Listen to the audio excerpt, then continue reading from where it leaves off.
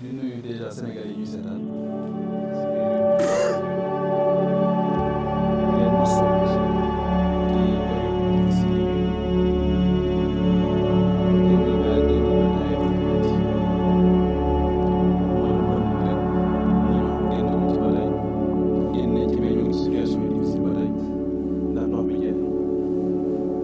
mbas mi ñëw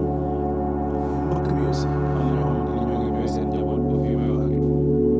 waaye surtout mbas mi ndax fii ñuy nekk nii di waxtaan xëy na réew yi nga xamante ni yëpp ñu ngi doon situation yi ñu ngi waxtaanee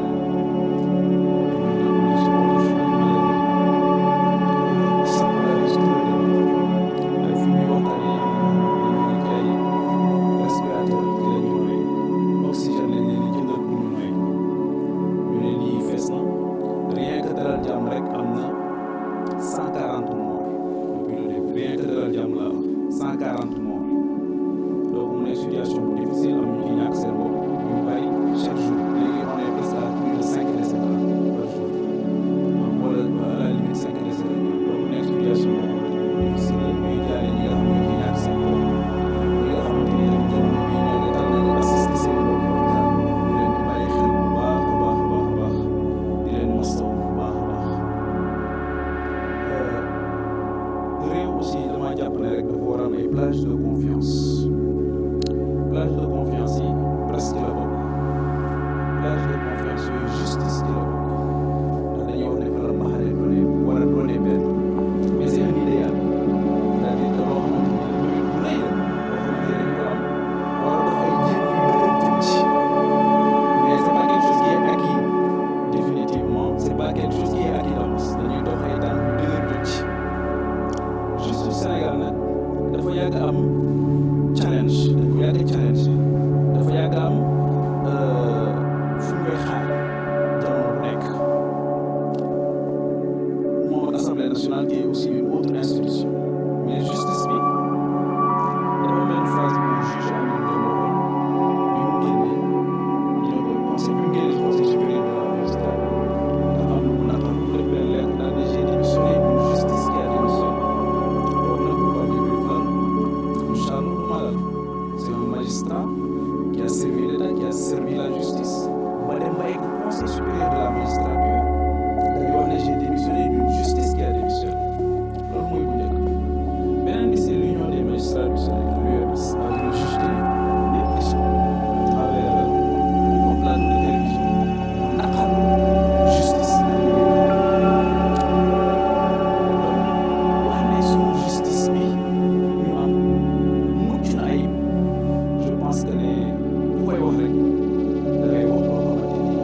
dafa wax sama xel ndax dañ koo gis tamit ci ay à chaque fois que justice dafa am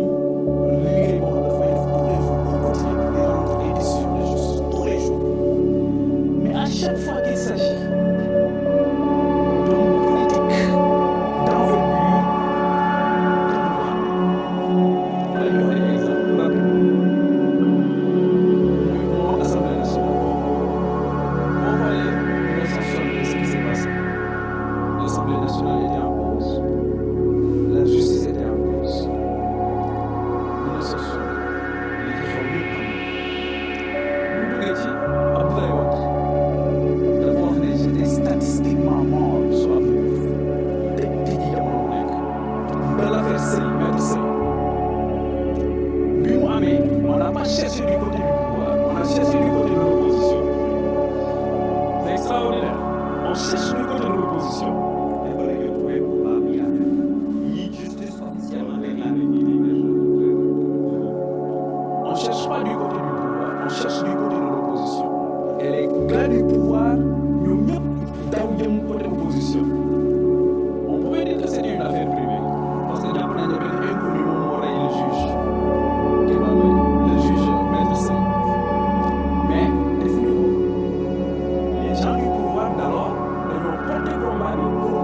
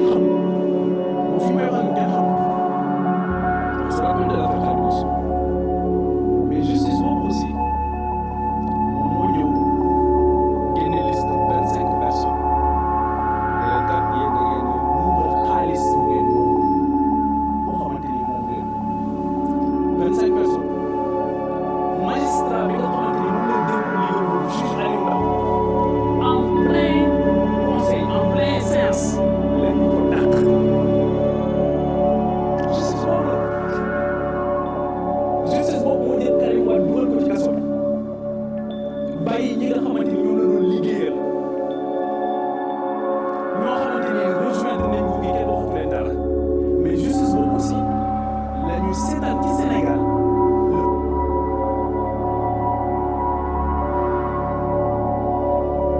le procureur de Qatar ñëw Sénégal ñu gaare avion ci tarmagu aéroport ñu génne Karim Wade guddi dugal ko ci avion boobu yóbbu ko ba fii may wax ak yow protocole boobu kenn xamul lu ci nekk kenn xamul dans quelles conditions la procureur rek est-ce que imaginer ngeen Serigne Bassirou Gueye tey mais ñun suñ ñaata doomu Sénégal lañ condamné à mort Arabie Saoudite ak Gambie gi gën a jege kan moo mas a fàttaliku le procureur de la République bu fekkee ne am nañ ko du Sénégal mu déplacé wu dem ci dëkk boobu ne dafay jëli benn doomu Sénégal indi ko loolu tamit c'est les faits qui sont têtus je suis désolé de le dire.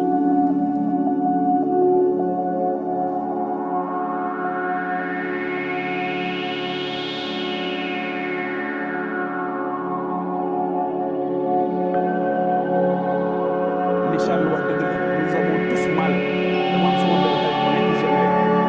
Norvège nee na ma collègue am yi dañ koy laaj ni ko lan moo xew seen réew temps coow li dafa bari nee na dafa am kersa wax leen coow li nu mu demee nee na dafa am kersa donc nous avons tous mal parce que bu ñu sañoon heure bi ñoo ngi lijjanti mbas bu ñu sañoon assemblée nationale heure bi mu ngi convoqué ministres yi ak député ministres yi concernés ci mbas mi di leen laaj di leen auditionné pour ñu joyanti liggéey bi ñu jógee ci Karim Wade ñu ñëw ci Khalifa Sall wax naa ko fii nee naa leen il n'y a aucun rapport de l'IGE qui demandait une information judiciaire à l'endroit de Khalifa Sall j'attends ñu indil ma une pièce tangible buy wane ne y avait l'IGE demandé au contraire ça a créé même un malaise au sein de l'IGE suñu ñëpp suñu xaq laay taala mais Khalifa Sall boobu bi ñu koy procès ba mais dafa am ñaari ancien maire yu fa nekkoon Pape Diop ak Mamadou Diop ñu ne leen li ngeen di def nii caaxaan na mais c'est ça bàyyi leen li ngeen di def à l'époque malheureusement on aurait parlé d'une affaire privée mais qui avait porté le combat avec des éléments de langage à la limite ironique naan ceeb ba dugub yaa ngi dégg mu nettali ko ci télévision bi boo wax ne yaayam daf ko woo di ko laaj ne ko laaj lay jiw yaa ko def alors que tout le monde sait tout le monde xam nañ comment cette affaire s'est passée parce que bu fekkoon ne loolu am na Pape Diop deful dara ci biti tey ça aussi la triste mais encore une fois ñu jógee ci yaa ngi fàttali ko Abdoulaye Diouf la ko Diatta Diouf avec Barthélémy Dias du woon crime lañ ko reproché woon qui avait cherché du côté de l'opposition qui avait cherché du côté du pouvoir kan moo ko laaj on n'a pas cherché du côté du pouvoir à l'époque on a cherché du côté de l'opposition moom ñu fekk maire attaqué ko ay son am tam ba fu may wax yow cette affaire là mais nii encore il est en prison ñu def ko ci liste législative en prison ñu def ko ci liste yi il sort nekk avec le pouvoir ñu may ko jàll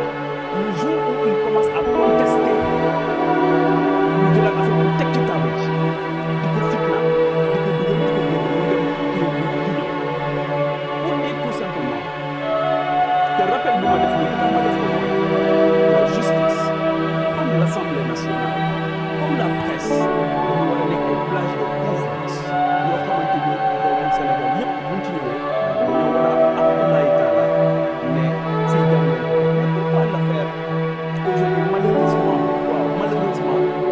ce qu'on a redouté dans cette affaire dafa mel ni moo ngi arrivé on a vu tous les gens pratiquement qui prennent la parole et qui sont du côté du pouvoir se déclarent pour Adji Sarr curieusement ñun ñii ñoo gën a ñaan yàlla suñu borom ñaari Sénégalais yooyu yëpp suñu borom defal leen tawfeex on ne souhaite à personne le déluge mais c'est comme si à un moment donné man dama naan est-ce que nous sommes dans un triangle de Bermude de l'esprit parce que tout y passe en réalité ñu gis ñi nga xamante ni ñoom ñoo nekk ak pouvoir bi tey ñoom ñëpp systématiquement pour Adji Sarr ñu gis systématiquement de l'autre côté